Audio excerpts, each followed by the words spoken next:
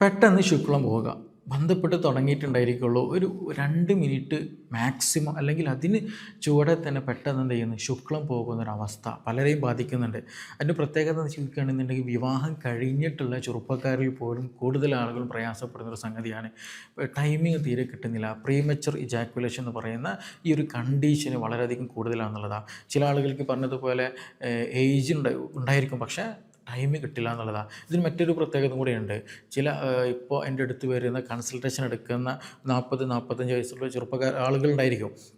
അവരും പറയും, ഡോക്ടർ ഇത് തുടങ്ങിയിട്ട് ഏകദേശം കല്യാണ സമയത്ത്, വിവാഹം കഴിഞ്ഞ സമയത്തിൻ്റെ ഈ ഒരു ബുദ്ധിമുട്ടുണ്ട്, ഇപ്പോഴാണ് ഇതിനെ പറ്റിയിട്ട് അന്വേഷിക്കണം എന്നുള്ളത്. അപ്പോൾ പല ആളുകളെയും കാലങ്ങളായിട്ട് പ്രയാസപ്പെടുത്തുന്ന ഒരു സംഗതിയാണ് ടൈമിങ് കിട്ടുന്നില്ല. പെട്ടെന്ന് ബന്ധപ്പെടുമ്പോൾ തന്നെ എന്ത് ചെയ്യുന്നുണ്ട്, സ്ഖലനം സംഭവിച്ചു പോകുന്നുണ്ട്. അപ്പോൾ വിവാഹം കഴിഞ്ഞവരൊക്കെ ആണെന്നുണ്ടെങ്കിൽ എന്ത് ചെയ്യും, ഭയങ്കര പേടിയുണ്ടായിരിക്കും. ഇത് കാലാകാലം എങ്ങനെ ആയിരിക്കുമോ, പാർട്ട്ണർ സാറ്റിസ്ഫൈഡ് ആക്കാൻ പറ്റുന്നില്ലല്ലോ, അങ്ങനെയുള്ള പല ആശങ്കകളൊക്കെ ഉണ്ടായിരിക്കും എന്നുള്ളതാണ്. അപ്പോൾ ഇതിൻ്റെ ഒരു പ്രധാന റീസൺ എന്ന് വെച്ചാൽ, ഇങ്ങനെ ഒരു ബുദ്ധിമുട്ട് വരാനൊരു റീസൺ എടുത്ത് നോക്കുകയാണെന്നുണ്ടെങ്കിൽ അവർ ഫിസിക്കലി കുറച്ച് പ്രശ്നങ്ങളുണ്ട്. അവരുടെ ഫിസിക്കൽ ഹെൽത്ത് ഇതിനെ ബാധിക്കുന്നുണ്ട്, അതുപോലെ മാനസികാരോഗ്യം ഇതിനെ ബാധിക്കുന്നുണ്ട്. മാത്രമല്ല ലൈഫ് സ്റ്റൈൽ, ജീവിതശൈലി നല്ലോണം ബാധിക്കുന്നുണ്ട് എന്നുള്ളതാണ്. അപ്പോൾ ഇത് ചില ആളുകൾ ചില ഭക്ഷണ രീതികൾ നല്ല രീതിയിൽ എന്ത് ചെയ്യുന്നുണ്ട്, ഈ പ്രീമച്വർ ഇജാക്കുലേഷനെ നല്ലോണം ഡയറക്റ്റായിട്ട് തന്നെ ഇൻഫ്ലുവൻസ് ചെയ്യുന്നുണ്ട്. അപ്പോൾ എൻ്റെ അടുത്ത് വരുന്ന ആളുകളോട് ഞാൻ പൊതുവേ പറയാറുള്ളതാണ്, നിങ്ങൾ മെഡിസിൻ എടുക്കുന്നുണ്ടെങ്കിൽ അതിന് കൂടെ തന്നെ നിർബന്ധമായിട്ട് എന്ത് ചെയ്യണം, ലൈഫ് സ്റ്റൈൽ നിങ്ങൾ ശ്രദ്ധിക്കണം. ഇല്ല എന്നുണ്ടെങ്കിൽ പല മാറ്റങ്ങളും വീണ്ടും വരാൻ സാധ്യതയുണ്ടെന്നുള്ളത്. അപ്പോൾ ഇന്നത്തെ ഒരു പ്രധാന വിഷയം നമ്മൾ ഡിസ്കസ് ചെയ്യാൻ പോകുന്നത് ഈ ഒരു ടോപ്പിക് തന്നെയാണ്. നമുക്ക് എങ്ങനെയാണ് ഒരു ടൈമിങ് എക്സ്റ്റെൻഡ് ചെയ്യാൻ പറ്റുക, അതിനുള്ള ടെക്നിക്കുകൾ ഏതൊക്കെയാണുള്ളത്, അതുപോലെ ഏതൊക്കെ ഭക്ഷണങ്ങൾ നമ്മൾ ഒഴിവാക്കേണ്ടതുണ്ട്, ഏതൊക്കെ ഭക്ഷണം നമ്മൾ കൂടുതൽ കഴിക്കേണ്ടതുണ്ട്, അതുപോലെ എക്സസൈസുകൾ നമുക്ക് എന്തൊക്കെ ചെയ്യാൻ പറ്റും, ഏതൊക്കെ തെറാപ്പികൾ നമുക്ക് ചെയ്യാൻ പറ്റും, വീട്ടിൽ നിന്ന് തന്നെ ചെയ്യാൻ പറ്റുന്ന എക്സസൈസുകൾ ഏതൊക്കെ, തുടങ്ങിയ ഇതുമായി ബന്ധപ്പെട്ട വിഷയങ്ങളാണ് ഇന്ന് നമ്മൾ ഡിസ്കസ് ചെയ്യാൻ പോകുന്നത്. എൻ്റെ പേര് doctor Siraj, medical officer, QNB health care, Koduvally. സാധാരണ ഒരു പുരുഷനെ സംബന്ധിച്ചിടത്തോളം ഒരു ആവറേജ് ബന്ധപ്പെട്ട് കഴിഞ്ഞിട്ടുണ്ടെങ്കിൽ ഒരു 7-8 മിനിറ്റ് പെനിട്രേഷൻ നടത്തിയതിന് ശേഷം ഒരു 7-8 മിനിറ്റ് എടുക്കും എന്ത്, സ്ഖലനം സംഭവിക്കാൻ.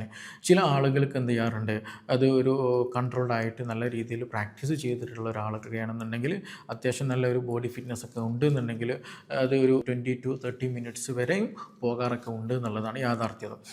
ഈ പ്രീമച്വർ ഇജാക്കുലേഷനിലേക്ക് എത്തിയിട്ടുണ്ടെങ്കിൽ ഈവൻ ചില ആളുകൾ ബന്ധപ്പെടുന്നതിന് മുന്നേ പെനിട്രേഷൻ നടത്തിയിട്ടുണ്ടായിരിക്കില്ല, അതിന് മുന്നേ തന്നെ സ്ഖലനം സംഭവിക്കുക. അതുപോലെ തന്നെ പെനിട്രേഷൻ നടത്തി 1 മിനിറ്റൊക്കെ ആയിട്ടുണ്ടാവുള്ളൂ, അല്ലെങ്കിൽ 2 മിനിറ്റിന് മുന്നേ ആയിട്ട് 2 മിനിറ്റ് മുന്നോടിയായിട്ട് തന്നെ എന്ത് ചെയ്യുക, സ്ഖലനം സംഭവിക്കുക എന്നുള്ളത്. ഇങ്ങനെ വരുന്ന ആളുകളുടെ ഹിസ്റ്ററി എടുത്ത് നോക്കുകയാണെന്നുണ്ടെങ്കിൽ അവർക്ക് ചിലപ്പോൾ ഉദ്ധാരണത്തിന് പ്രശ്നം ഉണ്ടായിരിക്കില്ല, നല്ല രീതിയിൽ ഉദ്ധാരണം ഉണ്ടായിരിക്കും, പക്ഷേ പെട്ടെന്ന് എന്ത് ചെയ്യും, സ്ഖലനങ്ങൾ സംഭവിച്ചു പോകും. അതുപോലെ രാവിലെ നിൽക്കുന്ന നേരത്ത് ഉദ്ധാരണം ഉണ്ടായിരിക്കും, താല്പര്യം ഉണ്ടായിരിക്കും, എല്ലതും ഉണ്ടായിരിക്കും, പക്ഷേ ഇത് ശരിയായ രീതിയിൽ ആസ്വാദകരമാകുന്ന രീതിയിൽ കൊണ്ടുപോകാൻ പറ്റില്ല.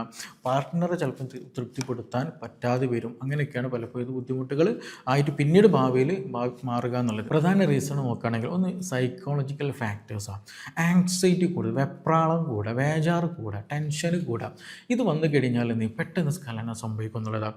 ഇപ്പോൾ കല്യാണം കഴിഞ്ഞ, വിവാഹം കഴിഞ്ഞ പുരുഷന്മാരൊക്കെ ആണെന്നുണ്ടെങ്കിൽ പൊതുവായിട്ട് ഇത് നല്ലോണം കാണാറുണ്ട്. പിന്നീട് അതൊരു പ്രാക്ടീസ് ചെയ്ത് ഒരു 3-5-6 മാസം കണ്ടൊക്കെ എത്തുന്ന സമയത്ത് അതിനനുസരിച്ച് ഗ്രാജ്വലി എന്ത് ചെയ്യും, മെല്ലെ ടൈമിങ്ങിലേക്ക് കൂടി വരുന്നത് നമുക്ക് കാണാൻ പറ്റും എന്നുള്ളതാണ്. അപ്പോൾ പലരും വളരെ ടെൻഷനായിട്ട് തന്നെ വിളിക്കാറുണ്ട്, ഡോക്ടർ എങ്ങനെയൊക്കെയാണ് പ്രശ്നം, വിവാഹം കഴിഞ്ഞിട്ട് 2 മാസമൊക്കെ ആയിട്ടുള്ളൂ, എൻ്റെ വൈഫ് ഇങ്ങനെ ചോദിക്കുന്നുണ്ട്, അതെന്തങ്ങനെ പെട്ടെന്ന് ഇതായി പോണത്, ടൈമിംഗ് ഒന്നും കിട്ടുന്നില്ലല്ലോ, എന്ത് പറ്റി, എന്ത് പ്രശ്നമുണ്ടോ, എന്തെങ്കിലും ബുദ്ധിമുട്ടുണ്ടോ എന്നുള്ള രീതിയിലൊക്കെ ചോദിക്കുന്നുണ്ട് എൻ്റെ പാർട്ട്ണർ എന്നോട്, ഞാനാകെ ടെൻഷനാണ് എന്നുള്ള രീതിയിൽ എന്നുള്ളത്. അപ്പോൾ ഇത് ബഹുഭൂരിപക്ഷം ന്യൂലി കപ്പിൾസിന് കണ്ടുവരുന്നൊരു സംഗതിയാണ്. ആങ്സൈറ്റി റിലേറ്റഡ് ആയിട്ട് എന്ത് വരിക, ഈ ഒരു പെട്ടെന്ന് സ്ഖലനം സംഭവിക്കുക പോകുന്നത്. അവർക്ക് ഉദാഹരണം ഉണ്ടായിരിക്കും, വേറെ പ്രശ്നങ്ങളൊന്നും ഉണ്ടായിരിക്കില്ല, പക്ഷെ എന്ത് ചെയ്യും, പെട്ടെന്ന് സ്ഖലനം സംഭവിക്കുക എന്നുള്ളതാണ് ഒരു പ്രധാന റീസൺ. അതിന് ഈ പറഞ്ഞതുപോലെ ആങ്സൈറ്റി റിലേറ്റഡ് ആയിട്ടുള്ള ഒരു ബുദ്ധിമുട്ട്, അല്ലെങ്കിൽ സ്ട്രെസ് റിലേറ്റഡ് ആയിട്ടുള്ള പ്രശ്നമുള്ള ആളുകൾക്ക് എന്ത് ചെയ്യും, ഇത് നല്ലോണം രീതിയിൽ കണ്ടുവരുന്നുള്ളതാണ്. അത് ഈവൻ ചില ആളുകളുണ്ട്, പെട്ടെന്ന് ദേഷ്യപ്പെടുന്ന ആളുകൾ, പെട്ടെന്ന് ബോഡി നല്ല രീതിയിൽ ഹൈപ്പർ ആക്ടിവിറ്റി ഉള്ള ആളുകൾക്കൊക്കെ ഇത് പൊതുവേ എന്ത് ചെയ്യും, ഇങ്ങനെയുള്ള പ്രശ്നങ്ങൾ കണ്ടുവരാറുണ്ട് എന്നുള്ളതാണ്. അപ്പോൾ ഒന്ന് എന്ത് ചെയ്യുക, ആങ്സൈറ്റി റിലേറ്റഡ് ആയിട്ട് അവർക്ക് വരും, അല്ലെങ്കിൽ സൈക്കോളജിക്കൽ റിലേറ്റഡ് ആയിട്ട് പ്രശ്നങ്ങൾ കണ്ടുവരിക എന്നുള്ളതാണ്. രണ്ട് വരുന്നത് ഫിസിയോളജിക്കൽ എന്ന് ശാരീരികമായിട്ട് നോക്കുകയാണെന്നുണ്ടെങ്കിൽ ചില ആളുകൾക്ക് ഹൈപ്പർ സെൻസിറ്റിവിറ്റി ആയിരിക്കും. അതായത് ആ ഒരു പുരുഷൻ്റെ ലിംഗത്തുമ്മിൽ ഭയങ്കരമായിട്ടുള്ള സെൻസിറ്റിവിറ്റി ആകും. ജസ്റ്റ് ഒരു ടച്ച് ചെയ്യുമ്പോൾ തന്നെ എന്ത് ചെയ്യും, ബോഡി ഭയങ്കര സെൻസിറ്റീവ് ചെയ്തിട്ട് അല്ലെങ്കിൽ നല്ല രീതിയിൽ പ്രതികരിച്ചു പോകുന്ന ഒരു കണ്ടീഷൻ വരും എന്നുള്ളത്. അപ്പോൾ അങ്ങനെ വരുന്ന അങ്ങനെ വന്നു കഴിഞ്ഞാൽ എന്താ സംഭവിക്കുക, ജസ്റ്റ് ഒരു ടച്ചിങ് ആകുന്ന സമയത്ത് തന്നെ ഭയങ്കര നല്ല രീതിയിൽ എന്ത് ചെയ്യാറും ഈ പറഞ്ഞ സെൻസേഷൻ ഫീൽ ചെയ്യും, പെട്ടെന്ന് സ്ഖലനം സംഭവിക്കാനുള്ള സാധ്യത വളരെ വളരെ കൂടുതലാണെന്നുള്ളതാണ്. ഇനി മൂന്നാമത് റീസൺ എടുത്ത് നോക്കുകയാണെങ്കിൽ ഒന്ന് ജെനറ്റിക്സ്, പാരമ്പര്യമായിട്ട് കണ്ടുവരാറുണ്ട്. പാരമ്പര്യമായിട്ട് ഇതുമായി ബന്ധപ്പെട്ട സെക്ഷൻ റിലേറ്റഡ് ആയിട്ട് ഇങ്ങനെ ഒരു ഇഷ്യൂ ഉണ്ടെന്നുണ്ടെങ്കിൽ അതിനുള്ളൊരു സാധ്യതയും നമുക്ക് തള്ളിക്കളയാൻ പറ്റില്ല, അങ്ങനെയും കണ്ടുവരാറുണ്ട് എന്നുള്ളതാണ്.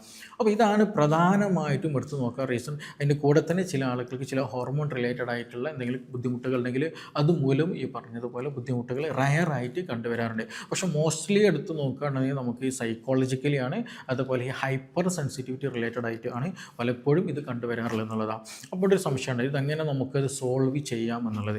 അപ്പോൾ അതുപോലെ ഇതെങ്ങനെയാണ് നമുക്കത് ഐഡൻറ്റിഫൈ ചെയ്യാം എന്നുള്ള ഒരു കൺഫ്യൂഷൻ ഉണ്ടായിരിക്കും എന്നുള്ളതാണ്.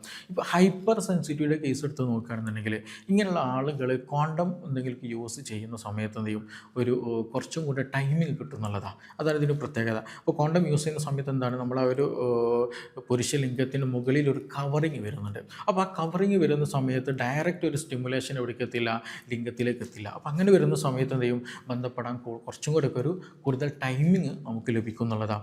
അപ്പോൾ ഈ എന്ത് ചെയ്യുക, നിങ്ങൾ കോണ്ടം ഒന്ന് ട്രൈ ചെയ്ത് നോക്കുക. അതിൽ ടൈമിങ് കിട്ടുന്നുണ്ടെങ്കിൽ ഒന്ന് മനസ്സിലാക്കാം ഹൈപ്പർ സെൻസിറ്റിവിറ്റിക്കുള്ള സാധ്യത കൂടുതലാണെന്നുള്ളതാണ്. അത് വലിയൊരു അസുഖമൊന്നുമല്ല, നമുക്ക് എന്ത് ചെയ്താൽ മതി, ജസ്റ്റ് ഒന്ന് കൺട്രോൾ ചെയ്തിട്ട് നല്ല അതിനനുസരിച്ചിട്ടുള്ള സെക്ഷൽ ലൈഫ് നമ്മൾ കൊണ്ടുപോയാലും നമുക്ക് നല്ല രീതിയിൽ ടൈമിങ് കൂട്ടിയെടുക്കാൻ പറ്റുന്നതാണ്. അതേപോലെ തന്നെ ഞാൻ പലപ്പോഴും ഒരു കാര്യം കൂടെ അതിൽ പ്രധാനമായിട്ട് ഇമ്പോർട്ടൻ്റ് ഉണ്ട്. മറ്റൊന്ന് ഉറക്കം വളരെ വളരെ ഇമ്പോർട്ടൻ്റാണ്. ഉറക്കം കുറവുള്ള ആളുകൾക്ക് പെട്ടെന്ന് സ്ഖലനം സംഭവിക്കുന്നുള്ളതാണ്. പെട്ടെന്ന് സ്ഖലനം സംഭവിക്കുക മാത്രമല്ല നല്ല രീതിയിൽ ക്ഷീണം അവരിൽ ഉണ്ടാകുന്നുള്ളതാണ്. ഞാൻ നേരത്തെ പറഞ്ഞില്ലേ, ബോഡിയിൽ ഭയങ്കര ഹൈപ്പർ ആക്ടിവിറ്റി വരിക, അല്ലെങ്കിൽ പെട്ടെന്ന് ദേഷ്യപ്പെടുന്നത് കൂടുതൽ വരിക, പെട്ടെന്ന് ബോഡി ഓൾറെഡി ഒരു കമ്പാരിറ്റീവ് നല്ല ഹീറ്റ് പ്രകൃതമുള്ള ആളുകൾക്കൊക്കെ ആണെന്നുണ്ടെങ്കിൽ ഇത് നല്ല രീതിയിൽ വരും. അപ്പോൾ ഈ ഉറക്കം കുറവ് വന്നു കഴിഞ്ഞാൽ ഈ പ്രശ്നം നല്ല രീതിയിൽ കണ്ടുവരും. ഈ പറഞ്ഞതുപോലെ പെട്ടെന്ന് ദേഷ്യം കൂടും, ഗ്യാസ്ട്രിക് ഇറിറ്റേഷൻ നല്ലവണ്ണം ഉണ്ടായിരിക്കും, ദഹന സംബന്ധമായ പ്രയാസങ്ങളുണ്ടായിരിക്കും, ഇടയ്ക്കിടയ്ക്ക് മുറിവ് വരുന്ന അവസ്ഥകൾ വരിക. അതേപോലെ തന്നെയാണ് പെട്ടെന്ന് സ്ഖലനം എന്ത് ചെയ്യും സംഭവിച്ചു പോകുന്നുള്ളത്. ഞാൻ പൊതുവേ പറയാറുണ്ട്, നമ്മൾ ഒരു ആളിക്കത്തുന്ന തീ ഉണ്ടായിരിക്കും, നല്ല ഫ്ലെയിംസൊക്കെ വരുന്ന തീ, ആ തീയുടെ പ്രത്യേകത അങ്ങനെ ആളിക്കത്തുന്ന തീ എന്ത് ചെയ്യും, പെട്ടെന്ന് എന്ത് ചെയ്യും കെട്ടുപോകുന്ന ഒരു സാഹചര്യം. ജസ്റ്റ് ഒരു കാറ്റടിച്ചാൽ തന്നെ എന്ത് ചെയ്യും, അത് പെട്ടെന്ന് കെട്ടുപോകും. അപ്പോൾ അങ്ങനെ ഒരു ജസ്റ്റ് ഒരു തീ കത്തിച്ചിട്ടുണ്ടെങ്കിൽ നമുക്കതൊന്നും ഉപകാരം ഒന്നും ഉണ്ടാവില്ല. ഒന്നുകിൽ കുക്കിംഗ് ചെയ്യാനോ അല്ലെങ്കിൽ പ്രത്യേകത്തിൽ ഒരു തീ കൊള്ളാനോ ഒന്നിനെ കൊണ്ട് ആ ഒരു തീനെ കൊണ്ട് നമുക്ക് ഉപകാരം ഉണ്ടായിരിക്കില്ല. പക്ഷേ ഹീറ്റ് നല്ല രീതിയിൽ കിട്ടണമെന്നുണ്ടെങ്കിൽ, നല്ല രീതിയിൽ അത് ഉപയോഗപ്പെടണം എന്നുണ്ടെങ്കിൽ എന്തായിരിക്കും, ഈ പറഞ്ഞതുപോലെ കനലായിട്ട് കിടക്കണം, എങ്കിലും നമുക്കത് കുക്കിങ്ങിനായാലും ചൂട് കൊള്ളാനായാലും അതിനൊക്കെ സാധിക്കുള്ളൂ എന്നുള്ളതാണ്. അപ്പോൾ ഈ പ്രീമച്ചർ ഇജാക്കുലേഷൻ്റെ കേസും അങ്ങനെ തന്നെയാണ്. പെട്ടെന്ന് നല്ല രീതിയിൽ ഉദാഹരണം കിട്ടും, പെട്ടെന്ന് എന്ത് ചെയ്യും കെട്ടുപോകുന്ന ഒരവസ്ഥ, പെട്ടെന്ന് ഡൗൺ ആയി പോകുന്നുള്ളതാണ്. അപ്പോൾ ഈ പ്രീമച്ചർ ഇജാക്കുലേഷനുള്ള ആളുകളുടെ ഇതെടുത്ത് നോക്കിയിട്ടുണ്ടെങ്കിൽ ഈ പറഞ്ഞതുപോലെ പെട്ടെന്ന് ദേഷ്യപ്പെടുക, പെട്ടെന്ന് ഡിപ്രഷൻ അടിച്ചു പോവുക, പിന്നെ അൺവാണ്ടഡ് ആയിട്ട് ഓവർ തോട്ട്സുകൾ നല്ല രീതിയിൽ വരിക, അതുപോലെ ഗ്യാസ് ഇറിറ്റേഷൻ, ബേണിംഗ് സെൻസേഷനുകൾ, അങ്ങനെയുള്ള പ്രശ്നങ്ങൾ നല്ല രീതിയിൽ കൂടുതൽ വരിക. അതേപോലെ ബോഡി ടെമ്പറേച്ചർ കമ്പാരിറ്റീവിൽ എന്ത് ചെയ്യും, കുറച്ചൊരു കൂടുതൽ പോലെ ഫീൽ. ചില ആളുകൾ പറയില്ല, നമ്മൾ തൊട്ട് നോക്കുമ്പോൾ തന്നെ എൻ്റെ ബോഡി നല്ല ചൂടുണ്ടല്ലോ എന്നുള്ളത്. കാര്യത്തിൽ അയാൾക്ക് പനിയൊന്നും ഉണ്ടായിരിക്കില്ല, പക്ഷേ അങ്ങനെ ഉണ്ടായിരിക്കുക. അപ്പോൾ ഇതൊക്കെ അവരിൽ പൊതുവായിട്ട് കാണുന്ന ചില അടയാളങ്ങളാണെന്നുള്ളത്. എല്ലാവർക്കും ഉണ്ടാകുന്നില്ല, പക്ഷേ ബഹുഭൂരിപക്ഷം ആളുകളിലും കണ്ടുവരാറുണ്ടെന്നുള്ളതാണ്. അപ്പോൾ ആ ഒരു തീ അല്ലെങ്കിൽ ആ ഒരു കണ്ടീഷനെ നമുക്ക് എന്ത് ചെയ്യാം, ഒന്ന് നോർമലൈസ് ചെയ്യാൻ പറ്റുകയാണെന്നുണ്ടെങ്കിൽ നല്ല രീതിയിൽ എന്ത് ചെയ്യാൻ പറ്റും, സെക്ഷൽ ലൈഫ് ആസ്വദിക്കാൻ പറ്റും എന്നുള്ളത് തന്നെയാണ്.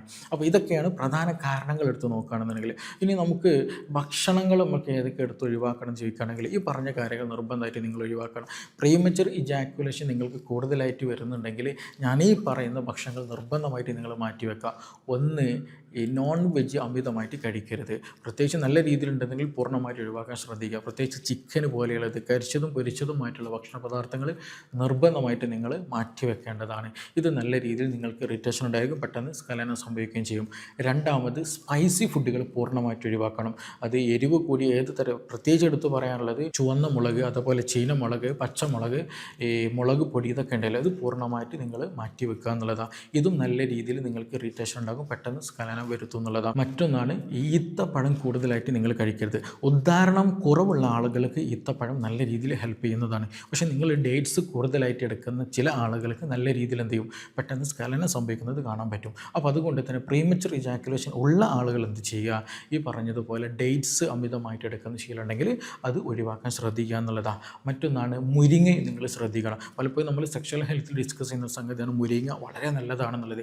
ബട്ട് നിങ്ങൾക്ക് പ്രീമച്വർ ഇജാക്കുലേഷൻ്റെ ടൈമിങ് തീരെ കിട്ടുന്നില്ല എന്നുണ്ടെങ്കിൽ നിങ്ങൾ എന്ത് ചെയ്യരുത്, മുരിങ്ങ കൂടുതൽ കഴിക്കരുത്. മുരിങ്ങ നിങ്ങൾ എത്രത്തോളം കൂടുതൽ കഴിക്കുന്നു അത്രത്തോളം പെട്ടെന്ന് സ്ഖലനം നടക്കാനുള്ള സാധ്യത കൂടുതലാണ്. അതേസമയം നിങ്ങൾക്ക് ഉദാഹരണക്കുറവുണ്ടെന്നുണ്ടെങ്കിൽ മുരിങ്ങ വളരെ നല്ല ബെനിഫിഷ്യലാണ്. ഉദാഹരണം കൂട്ടാൻ അത് നന്നായിട്ട് അത് ഹെൽപ്പ് ചെയ്യുന്നതും കൂടെ തന്നെയാണ്. അപ്പോൾ ഈ പറഞ്ഞ ഭക്ഷണങ്ങൾ നല്ല രീതിയിൽ നിങ്ങൾ ശ്രദ്ധിക്കേണ്ടതാണ്. കാരണം ഇത് നിങ്ങൾ കൂടുതലായിട്ട് എടുക്കുന്നുണ്ടെങ്കിൽ നിങ്ങളെ നല്ല രീതിയിൽ എന്ത് ബാധിക്കും, പ്രീമച്വർ ഇജാക്കുലേഷൻ, പെട്ടെന്ന് സ്ഖലനം നടക്കാനുള്ള സാധ്യത വളരെ കൂടുതലാണ്. ഇതിന് ബദലായിട്ട് അത് പ്രീമച്വർ ഇജാക്കുലേഷൻ നിങ്ങൾ കുറയ്ക്കാൻ സഹായിക്കുന്ന കുറച്ച് ഭക്ഷണങ്ങൾ നോക്കുകയാണെന്നുണ്ടെങ്കിൽ നിങ്ങൾ നല്ല രീതിയിൽ കക്കരി കഴിക്കുക. കുക്കുംബർ ഉണ്ടല്ലോ, അത് നല്ല രീതിയിൽ പച്ചക്ക് തന്നെ ചവച്ചരച്ച് കഴിക്കാൻ ശ്രദ്ധിക്കുക എന്നുള്ളതാണ്.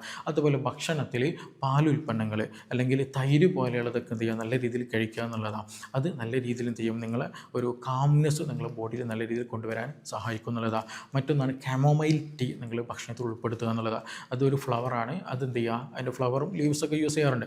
ഫ്ലവർ നല്ല രീതിയിൽ യൂസ് ചെയ്യാൻ പറ്റുന്നതാണ്. അതുകൊണ്ട് ജസ്റ്റ് എന്ത് ചെയ്യുക, ഒരു ചൂടുവെള്ളത്തിലിട്ട് സോക്ക് ചെയ്തതിന് ശേഷം അത് കുടിക്കുന്നത് നല്ല ബെനിഫിഷ്യലാണ്. അത് മാത്രമല്ല, ഇനി അത് കിട്ടില്ല എന്നുണ്ടെങ്കിൽ കൺഫ്യൂഷൻ ആവേണ്ട, നല്ല രീതിയിൽ വെള്ളം കുടിക്കണം കേട്ടോ. കാരണം ഈ വെള്ളം കൂടി കുറഞ്ഞ ആളുകളിലും ഈ പ്രശ്നം കണ്ടുവരാറുണ്ട്. അപ്പോൾ നല്ല രീതിയിൽ ദിവസം ഒരു 2 മുതൽ 3 ലിറ്റർ വരെ നിർബന്ധമായിട്ട് നിങ്ങൾ എന്ത് ചെയ്യുക, ദിവസം വെള്ളം കുടിക്കാൻ ശ്രദ്ധിക്കുക എന്നുള്ളതാണ്. മറ്റൊന്ന് നമ്മുടെ മാതളപ്പഴം ഉണ്ടല്ലോ, അനാർ എന്ന് പറയുന്നത്, അത് നല്ല രീതിയിൽ ഹെൽപ്പ് ചെയ്യുന്നു. ടൈമിങ്ങിന് നല്ല രീതിയിൽ ഹെൽപ്പ് ചെയ്യും. നമ്മൾ സെക്ഷൽ ബൂസ്റ്റിങ്ങിനും അത് നന്നായിട്ട് ഹെൽപ്പ് ചെയ്യുന്നതാണ്. അപ്പോൾ അത് ദിവസം ഒന്നൊക്കെ കഴിക്കുകയാണെങ്കിൽ വളരെ നല്ലതാണ്. അതുപോലെ നെല്ലിക്ക വളരെ നന്നായിട്ട് ഹെൽപ്പ് ചെയ്യുന്നതാണ്. നെല്ലിക്ക കഴിക്കുമ്പോൾ ശ്രദ്ധിക്കുക, നമ്മൾ ഉപ്പിലിട്ട് കഴിക്കരുത്, അല്ലെങ്കിൽ ഉപ്പ് കുത്തി കഴിക്കരുത്. സാധാരണ ചവച്ചരച്ച് 1-2 നെല്ലിക്ക ദിവസം കഴിക്കുകയാണെങ്കിൽ നിങ്ങളുടെ ഗ്യാസ്ട്രിക് പ്രശ്നമില്ല, അത് ഹീലാവാനും അതുപോലെ സെക്ഷൽ ബൂസ്റ്റിങ്ങിനും ടൈമിങ് കിട്ടാനൊക്കെ അത് നന്നായിട്ട് ഹെൽപ്പ് ചെയ്യും എന്നുള്ളതാണ്. അപ്പോൾ ഇത് ഭക്ഷണത്തിൽ എന്ത് ചെയ്യണം, നിങ്ങൾ നിർബന്ധമായിട്ടും മാറ്റങ്ങൾ കൊണ്ടുവരാമെന്നുള്ളതാണ്. അതേപോലെ തന്നെ എന്താ വെച്ചാൽ നമുക്ക് ചില സപ്ലിമെൻറ്റുകളുണ്ട്, അത് മാർക്കറ്റിൽ നമുക്ക് അവൈലബിൾ ആയിട്ടുള്ളതാണ് സപ്ലിമെൻറ്റുകളും കാര്യങ്ങളൊക്കെ. അത് എടുത്ത് നോക്കുകയാണെങ്കിൽ നമ്മൾ സിങ്ക് അടങ്ങിയിട്ടുള്ള സീഡ്സുകളൊക്കെ എന്ത് ചെയ്യുക, പംകിൻ സീഡ്സുകളൊക്കെ കഴിക്കുകയാണെന്നുണ്ടെങ്കിൽ വളരെ നല്ലതാണ്. അതുപോലെ ആൽമണ്ട് പോലെയുള്ള ഡ്രൈ ഫ്രൂട്ട്സുകൾ, ഞാൻ ഈത്തപ്പഴത്തിൻ്റെതാണ് നിങ്ങൾ കുറക്കണം എന്ന് പറഞ്ഞത്, പക്ഷേ നിങ്ങൾക്ക് എന്ത് ചെയ്യാം, ആൽമണ്ട്, ബദാം, പിസ്ത, കശുവണ്ടി പോലെയുള്ളതൊക്കെ ഭക്ഷണത്തിൽ നല്ലോണം ഉൾപ്പെടുത്തുക.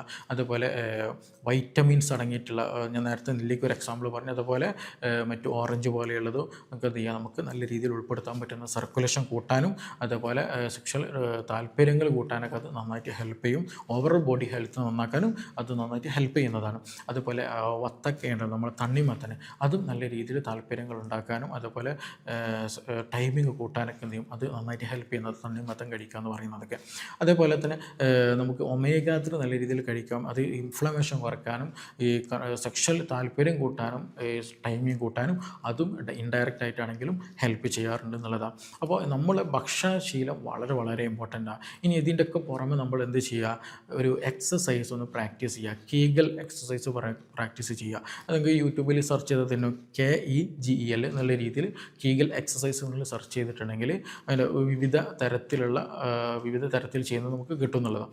അത് വീട്ടിൽ നിന്ന് നല്ല രീതിയിൽ പ്രാക്ടീസ് ചെയ്യുക. നമ്മുടെ ആ ഒരു ഭാഗത്തിൻ്റെ പെൽവിക് ഫ്ലോറിലുള്ള മസിൽ സ്ട്രെങ്ത്ത് കിട്ടാനും അതേപോലെ തന്നെ സർക്കുലേഷൻ ഇമ്പ്രൂവ് ആകാനൊക്കെ അത് നന്നായിട്ട് ഹെൽപ്പ് ചെയ്യുന്നുള്ളതാണ്. അപ്പോൾ ഈ ഒരു വിഷയത്തിൽ നമ്മൾ മനസ്സിലാക്കാനുള്ളത്, ഇത് ട്രീറ്റബിളാണ്, ഇത് കൺട്രോൾ ചെയ്യാൻ പറ്റുന്നതാണെന്നുള്ളതാണ്. അപ്പോൾ ഇതിനൊക്കെ പുറമെ ഞാൻ ലാസ്റ്റ് വളരെ വളരെ ഇമ്പോർട്ടൻ്റ് ടോപ്പിക് കൂടി പറയുകയാണ്.